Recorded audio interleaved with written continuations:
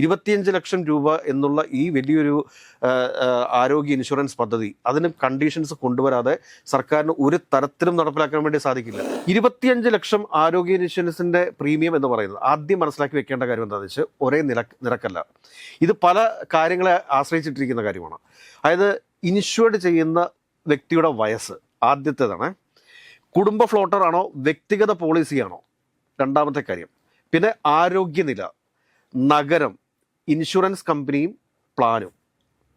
ഈ 5 കാര്യങ്ങളാണ് പ്രധാനപ്പെട്ടത്. അപ്പോൾ 25-35 വയസ്സ് വരെ പ്രായമുള്ള ഒരാൾക്ക് 25 ലക്ഷം രൂപ കവർ കിട്ടണമെന്നുണ്ടെങ്കിൽ ഇന്ത്യയിലൊപ്പം നിലവിലുള്ള കമ്പനികളിൽ 10,000 മുതൽ 25,000 വരെ പ്രതിവർഷം പ്രീമിയമായിട്ട് അടയ്ക്കേണ്ടി വരും. KSRTCയിലെ സൗജന്യ യാത്ര പോലെ തന്നെ ഈ പറഞ്ഞ ഈ ഇൻഷുറൻസ് പദ്ധതിയിലും കൃത്യമായിട്ട് കണ്ടീഷൻസ് വരും. ആ കണ്ടീഷൻ ഒരുപക്ഷെ ദാരിദ്ര്യരേഖയ്ക്ക് ഏറെ താഴെയുള്ള ആളുകൾക്ക് മാത്രമായിട്ട് പരിമിതപ്പെടുത്താനായിട്ടുള്ള സാധ്യതകളെ നമുക്ക് തള്ളിക്കളയാൻ വേണ്ടിയിട്ട് സാധിക്കത്തില്ല. നമസ്കാരം സാറേ, ആരോഗ്യരംഗത്ത് നമ്മൾ എത്രയൊക്കെ പുരോഗതി കൈവരിച്ചു എന്ന് പറഞ്ഞാലും ഒരു അസുഖം, ചികിത്സ എന്നൊക്കെ പറഞ്ഞാൽ നമ്മുടെ നാട്ടിലെ ഭൂരിഭാഗം കുടുംബങ്ങൾക്കും ഒരു ദുസ്വപ്നമാണ് ഇപ്പോഴും.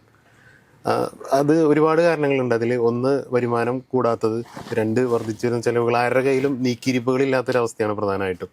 ഇപ്പോൾ ഈ സർക്കാർ അധികാരത്തിൽ വന്നതിന് ശേഷം കൊണ്ടുവന്ന ഒരു പ്രധാന പദ്ധതികളിലൊന്നാണ്, അത് നടപ്പായിട്ടില്ലെങ്കിൽ പോലും പ്രഖ്യാപനത്തിലുള്ള ഒരു പദ്ധതിയാണ് ഉമ്മൻചാണ്ടി ആരോഗ്യ ഇൻഷുറൻസ്. അതിൻ്റെ പ്രായോഗികതയൊക്കെ നമുക്ക് വിമർശിക്കുന്നുണ്ട്. എങ്കിൽ പോലും നമ്മുടെ നാട്ടിലെ ഭൂരിഭാഗം കുടുംബങ്ങൾക്കും അത്തരം ഒരു ഇൻഷുറൻസിൻ്റെ ആവശ്യമുണ്ട് എന്ന് നമുക്ക് സമ്മതിക്കേണ്ടി വരും. പക്ഷേ ഇപ്പോൾ നേരത്തെ പറഞ്ഞ പോലെ ഇതിൻ്റെ പ്രായോഗികത ഒരു ചോദ്യചിഹ്നമായി നിൽക്കുമ്പോൾ തന്നെ എങ്ങനെ ലാഭകരമായിട്ട് ഇത്തരമൊരു പദ്ധതിയെ നാട്ടുകാർക്ക്, ജനങ്ങൾക്ക് പ്രയോഗമാകുന്ന രീതിയിൽ കൊണ്ടുവരാമെന്നുള്ളത് ഒരു നമുക്ക് ആലോചിക്കേണ്ട ഒരു വിഷയമാണല്ലോ. അതായത് കേന്ദ്ര സർക്കാരിൻ്റെ ആയുഷ്മാൻ പദ്ധതി, കേന്ദ്ര സർക്കാരിൻ്റെ ആയുഷ്മാൻ പദ്ധതിക്കകത്ത് കേരളത്തിന് ഏകദേശം 18 ലക്ഷത്തോളം ആളുകളാണ് ഉൾപ്പെട്ടിട്ടുള്ളത്. ഈ ആയുഷ്മാൻ പദ്ധതിയിൽ ആദ്യം കേരളം ചില വിമുഖതകൾ കേന്ദ്ര സർക്കാരിനെ അറിയിച്ചിരുന്നു. അതിന് കാരണം എന്താണ് എന്ന് ചോദിച്ചു കഴിഞ്ഞാൽ, കേരള സർക്കാർ തന്നെ ഒരു ആരോഗ്യ ഇൻഷുറൻസ് പദ്ധതി ആരംഭിക്കാൻ വേണ്ടിയിട്ടുള്ള പദ്ധതികൾ തയ്യാറാക്കിയിരുന്നു.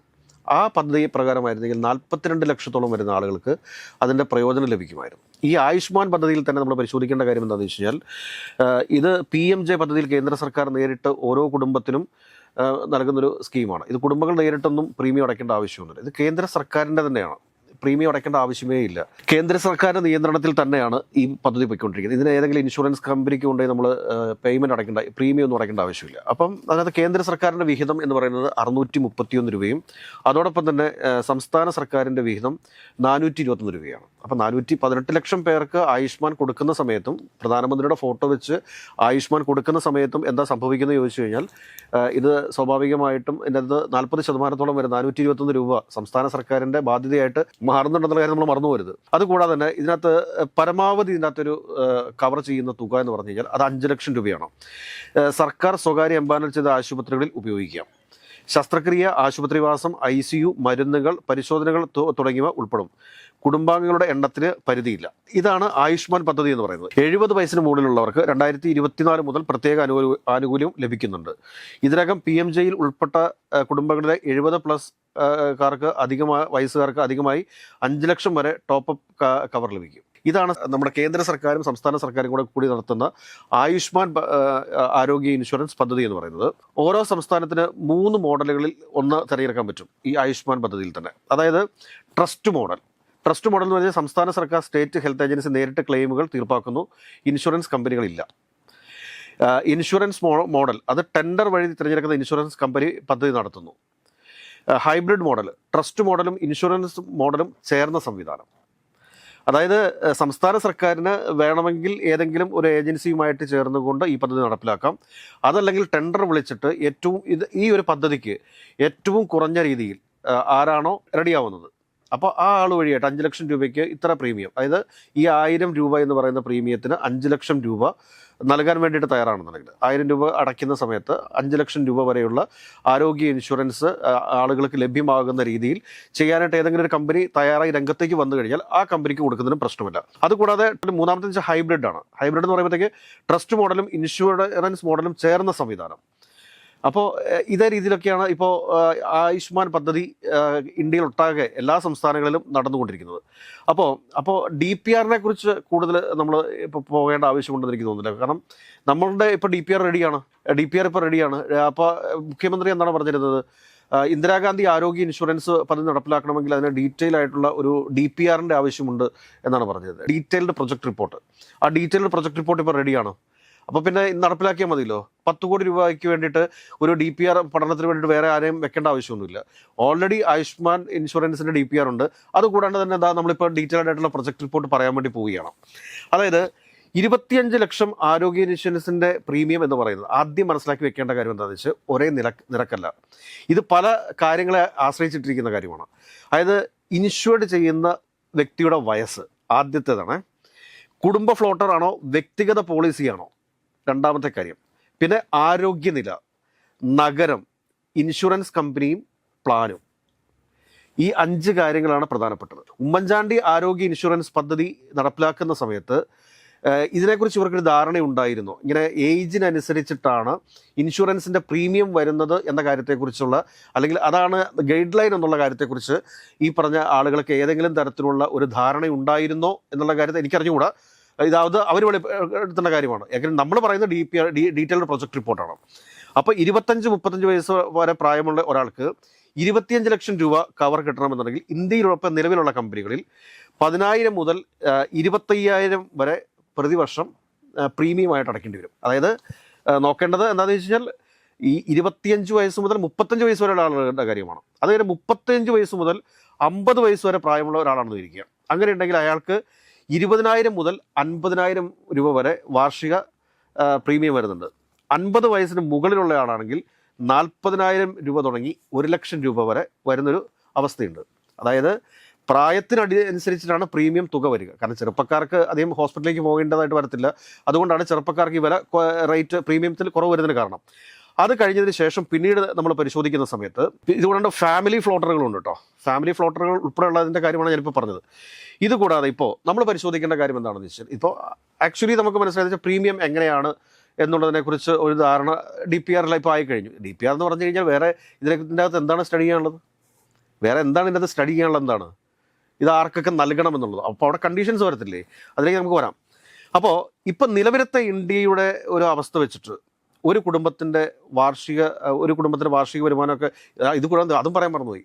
വാർഷിക വരുമാനം കൂടി നോക്കിയിട്ടേ നമുക്ക് ഇത് ആരോഗ്യ ഇൻഷുറൻസ് പദ്ധതിയിൽ ചേരാൻ വേണ്ടി സാധിക്കുന്നു. ഈ നിലവിലെ ആരോഗ്യസ്ഥിതി ഇതിൽ പരിഗണിക്കുന്നുണ്ടോ? അതായത് എന്തെങ്കിലും മാറാരോഗത്തിന് അടിമകളായവർക്ക് സംബന്ധിച്ച് മാറാരോഗത്തിന് അടിമകളായവരെ കൂടി സംസ്ഥാന സർക്കാർ കൊണ്ടുവരുന്ന ആരോഗ്യ ഇൻഷുറൻസ് പദ്ധതിയുടെ ഭാഗമാക്കണമല്ലോ. കാരണം അവരെ സഹായിക്കാൻ വേണ്ടിയിട്ടാണല്ലോ സംസ്ഥാന സർക്കാർ ഈ പദ്ധതി തന്നെ കൊണ്ടുവരുന്നത്. അപ്പോൾ തീർച്ചയായിട്ടും സർക്കാർ ഉൾപ്പെടുത്തേണ്ടതുണ്ട്. മറ്റു പല ഇൻഷുറൻസ് കമ്പനികൾക്കും അതിൻ്റേതായിട്ടുള്ള ചില ക്ലെയിമുകളുണ്ട്. കാരണം അവർ പറയുന്നത് വെച്ചാൽ നിലവിലുള്ള രോഗങ്ങൾക്ക് യാതൊരു തരത്തിലുള്ള ഇത് കിട്ടത്തില്ല എന്ന് പറയുന്നുണ്ട്. അപ്പോൾ അത് ആലോചിച്ച് നോക്കൂ. ഇന്ത്യയിലെ എല്ലാ ഇൻഷുറൻസ് കമ്പനികളും ലക്ഷക്കണക്കിന് കോടി രൂപയുടെ ലാഭത്തിൽ ഓടിക്കൊണ്ടിരിക്കുന്നത്. കേരളത്തിൽ മൊത്തം എത്ര കുടുംബങ്ങളുണ്ട്? 2015 സെൻസസ് പ്രകാരം 78 ലക്ഷമാണെങ്കിൽ നമുക്ക് ഏറ്റവും പുതിയ ഒരു ലിസ്റ്റ് പ്രകാരം നമുക്ക് മനസ്സിലാക്കാൻ വേണ്ടി സാധിക്കും 90 ലക്ഷം കുടുംബങ്ങൾ കേരളത്തിലുണ്ട് എന്നുള്ളതാണ്. അപ്പോൾ ഈ 90 ലക്ഷം കുടുംബങ്ങൾക്കും ആരോഗ്യ ഇൻഷുറൻസ് പദ്ധതി ലഭിക്കണമെന്നുണ്ടെങ്കിൽ ഏറ്റവും കുറഞ്ഞ ഒരു പോളിസി, അതായത് 5,000 രൂപ പ്രീമിയം അടയ്ക്കേണ്ട ഒരു ഇൻഷുറൻസ് ആണെന്ന് വിചാരിക്കുക. 1000 രൂപ വെച്ചിട്ട്, അതായത് ഇപ്പോൾ നമ്മുടെ കേന്ദ്ര സർക്കാരൊക്കെ ചെയ്യുന്ന പോലെ 1000 വെച്ചിട്ട് അങ്ങനെ വരുമ്പോഴത്തേക്ക് 5 × 5 എന്ന് പറയുമ്പോഴത്തേക്ക് 25 ലക്ഷം രൂപയാവും. അപ്പോൾ അങ്ങനെ 5,000 രൂപ വെച്ച് അടയ്ക്കേണ്ട ഒരു അവസ്ഥയാണെന്ന് വരിക. അങ്ങനെയുണ്ടെങ്കിൽ സംസ്ഥാന സർക്കാർ കണ്ടെത്തേണ്ട തുക എന്ന് പറഞ്ഞാൽ 4,500 കോടി രൂപയാണ്. അതുകൂടാണ്ട് 10,000 രൂപ വെച്ചാണ് ഇത് അടയ്ക്കേണ്ടി വരുന്നതെങ്കിൽ അത് 9,000 കോടി രൂപയാണ്. അതിനും മേളിലേക്ക് വരുമ്പോഴത്തേക്ക് 20,000 രൂപ വെച്ചാണ് അടയ്ക്കേണ്ടത് വരിക. അപ്പോൾ അത് 18,000 കോടി രൂപയാണ്. അപ്പോൾ അതിപ്പം 25,000 ആണെങ്കിൽ അത് 22,500 കോടി രൂപ വരും. 30,000 ആണെങ്കിൽ 27,000 കോടി രൂപ വരും. 50,000 ആണെങ്കിൽ 45,000 കോടി വരും. അപ്പോൾ നമുക്ക് ഏറ്റവും കുറഞ്ഞത് പിടിക്കാം 4,500 കോടി രൂപ. ആരോഗ്യ വകുപ്പിൻ്റെ ബഡ്ജറ്റ് എത്രയാണെന്നൊന്നും ഞാനിവിടെ പറയുന്നില്ല. അത് എത്രയോ പ്രാവശ്യം പറഞ്ഞത്. കാരണം 13,000 കോടി രൂപയാണ് ടോട്ടൽ ബഡ്ജറ്റ് ആരോഗ്യ വകുപ്പിൻ്റെ. അപ്പോൾ അത് പരിശോധിക്കുന്ന സമയത്ത് അതിൽ നിന്ന് ഈ 4,500 കോടി എടുത്ത് മാറ്റിക്കഴിഞ്ഞാൽ എന്ത് സംഭവിക്കും? അത് ആദ്യം നമ്മൾ പരിശോധിക്കേണ്ടത് വെച്ചാൽ ഈ 5,000 രൂപ പ്രീമിയത്തിന് 25 ലക്ഷം രൂപ പ്രീമിയം നൽകാൻ വേണ്ടി ഒരു കമ്പനി തയ്യാറായിട്ട് വരണം. ഇത് ഫാമിലി ഇൻഷുറൻസ് ആണ്. ഫാമിലി ഇൻഷുറൻസ് എന്ന് പറയുമ്പോഴത്തേക്ക് അവിടെ പ്രായമായ കാരണവന്മാരുണ്ടാവും. അപ്പോൾ അവരുടെ ഏജ് ഇതൊക്കെ കണക്കാക്കാതൊന്നും ഒരു സ്വകാര്യ ഇൻഷുറൻസ് കമ്പനിയെ സംബന്ധിച്ചിട്ട് അവർ ചെയ്യുമെന്നിരിക്കുന്നില്ല. അതല്ലെങ്കിൽ പിന്നെ സർക്കാർ തന്നെ ഒരു നിശ്ചിത പ്രീമിയം ഒരു ട്രസ്റ്റ് മോഡലാക്കി വെച്ചിട്ട് അതിലേക്ക് ഡിപ്പോസിറ്റ് ചെയ്യേണ്ടതുണ്ട്. അതിലേക്ക് ഡിപ്പോസിറ്റ് ചെയ്തിട്ട് അതിനകത്തുനിന്ന് കൊടുക്കേണ്ടി വരും. അപ്പോൾ അതിന് 4500 കോടി മതിയായി എന്ന് വരത്തില്ല. കാരണം ഈ ഇൻഷുറൻസിൻ്റെ പരിരക്ഷ എല്ലാവർക്കും കിട്ടുന്നതോടുകൂടി എല്ലാവരും എന്ത് കാണിക്കുമെന്ന് ചോദിച്ചു കഴിഞ്ഞാൽ സ്വകാര്യ ആശുപത്രിയിലേക്ക് ഒഴുകാൻ വേണ്ടി തുടങ്ങും. ഈ സ്വകാര്യ ആശുപത്രിയിൽ എത്തിക്കഴിയുമ്പോഴത്തേക്ക് എന്താ സംഭവിക്കുക എന്ന് ചോദിച്ചു കഴിഞ്ഞാൽ അവർക്കെല്ലാം ഇത് ക്ലെയിം കൊടുത്തേ പറ്റൂ. അങ്ങനെ ക്ലെയിം കൊടുക്കാൻ തുടങ്ങിക്കഴിഞ്ഞാൽ ഈ പറഞ്ഞ 4500 കോടി തികയാതെ വരുന്നൊരവസ്ഥ ഉണ്ടാവും. കാരണം 90 ലക്ഷം എന്ന് പറയുമ്പോൾ മൊത്തം നമ്മുടെ ജനസംഖ്യ എന്ന് പറഞ്ഞാൽ 3.5 കോടി ജനങ്ങളുണ്ട്. അതിനകത്ത് 2 കോടി ആളുകൾ ഇതിൻ്റെ പ്രയോജനപ്പെടുത്തി കഴിഞ്ഞാൽ അവർക്ക് ഏകദേശം ഒരു 10,000 രൂപയുടെ ഒരു ബില്ലായി ഇരിക്കും. 2 കോടി ജനങ്ങൾക്ക് 10,000 രൂപയുടെ ബില്ലായി കഴിഞ്ഞാൽ തന്നെ 20,000 കോടി രൂപയുടെ കണ്ടെത്തേണ്ടതായിട്ട് വരും. അപ്പോൾ ഈ 4500 കോടി മാത്രം മാറ്റി വെച്ചുകൊണ്ട് 20,000 കോടി രൂപയുടെ ട്രീറ്റ്മെൻറ്റ് എവിടെ നിന്ന് കൊണ്ടുവരും? 10,000 എന്ന് ഞാൻ പറഞ്ഞത് ഏറ്റവും ചെറിയൊരു എമൗണ്ടാണ് 10,000 എന്ന് പറഞ്ഞത്. അപ്പോൾ ഏത് ഇൻഷുറൻസ് കമ്പനി എന്തിന് തയ്യാറാവും? ഇനിയും ഇതിൻ്റെ ഹാർഡ് കോപ്പി ആയിട്ട് ബഹുമാനപ്പെട്ട മുഖ്യമന്ത്രിക്ക് വേണമെന്നുണ്ടെങ്കിൽ നമ്മൾ അതും എത്തിച്ചു കൊടുക്കാം.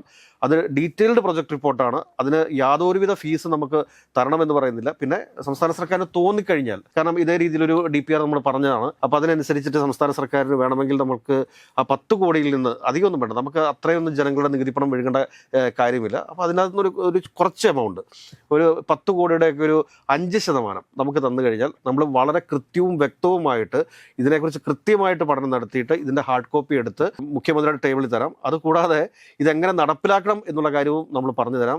ഇതിൻ്റെ പ്രായോഗിക വശങ്ങൾ എന്താണെന്നുള്ളത് പറഞ്ഞു തരാം.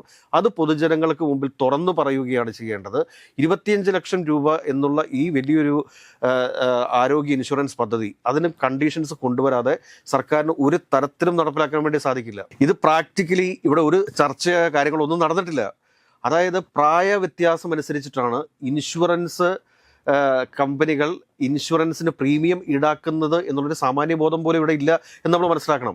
അത് കൂടാതെ തന്നെ അടുത്ത കാര്യം എന്താണെന്ന് ചോദിച്ചു കഴിഞ്ഞാൽ ഇതിനകത്ത് ആളുകളുടെ വരുമാനം കൂടി പരിഗണിക്കേണ്ടതുണ്ട്. അതൊക്കെ സർക്കാരിൻ്റെതായിട്ട് എടുത്തു മാറ്റാൻ വേണ്ടിയിട്ടുള്ള ഉപമാർഗങ്ങളുണ്ട്. എന്നാലും ഇത്രയും വലിയ ഒരു കഠിനമായിട്ടുള്ള ഒരു തീരുമാനത്തിലേക്ക് എന്തുകൊണ്ടാണ് UDF ഇങ്ങനെ പ്രകടന പത്രികയിൽ 25 ലക്ഷം രൂപ സൗജന്യ ആരോഗ്യ ഇൻഷുറൻസ് എല്ലാവർക്കും കിട്ടുമെന്ന് പറഞ്ഞൊന്നും നമുക്ക് അറിഞ്ഞുകൂടാ. ഇതിനകത്ത് KSRTCയിലെ സൗജന്യ യാത്ര പോലെ തന്നെ ഈ പറഞ്ഞ ഈ ഇൻഷുറൻസ് പദ്ധതിയിലും കൃത്യമായിട്ട് കണ്ടീഷൻസ് വരും. ആ കണ്ടീഷൻ ഒരുപക്ഷെ ദാരിദ്ര്യരേഖയ്ക്ക് ഏറെ താഴെയുള്ള ആളുകൾക്ക് മാത്രമായിട്ട് പരിമിതപ്പെടുത്താനായിട്ടുള്ള സാധ്യതകളെ നമുക്ക് തള്ളിക്കളയാൻ വേണ്ടിയിട്ട് സാധിക്കത്തില്ല. ഏതൊക്കെയാണ് ഒരു കാര്യം മാത്രമേ ഈ സർക്കാരിനോട് അഭ്യർത്ഥിക്കാനുള്ളത്, DPRന് വേണ്ടിയിട്ട് 10 കോടി രൂപ മാറ്റിവെക്കേണ്ട ആവശ്യമില്ല. വിദഗ്ധ ഡോക്ടർമാരടങ്ങുന്ന ആളുകൾ, അതോടൊപ്പം തന്നെ ഇൻഷുറൻസ് സ്പെഷ്യലിസ്റ്റുകൾ ഉൾപ്പെടെയുള്ള ആളുകൾ നമ്മുടെ സംസ്ഥാനത്തുണ്ട്. അവരോട് കൂടെ ഒരു ദിവസം ഇരുന്ന് കഴിഞ്ഞാൽ ആ DPR തയ്യാറാക്കി അതിൻ്റെ സൊല്യൂഷൻസ് കണ്ടെത്തി നിങ്ങൾക്ക് തരുമെന്നുള്ള കാര്യത്തിൽ സംശയമൊന്നും വേണ്ട. അതില്ല എങ്കിൽ നമ്മൾ അതിന് വേണ്ടി തയ്യാറാണ്. ഈ 10 കോടി വേണ്ട, അതിൻ്റെ 5% മാത്രം ഒരു കൺസൾട്ടൻസി ഫീസായിട്ട് നമുക്ക് തന്നാൽ മതി എന്നുള്ളൊരു അഭ്യർത്ഥന മാത്രമേ ബഹുമാനപ്പെട്ട മുഖ്യമന്ത്രി VD സതീശന് മുമ്പിൽ നമുക്ക് വയ്ക്കാനുള്ളൂ.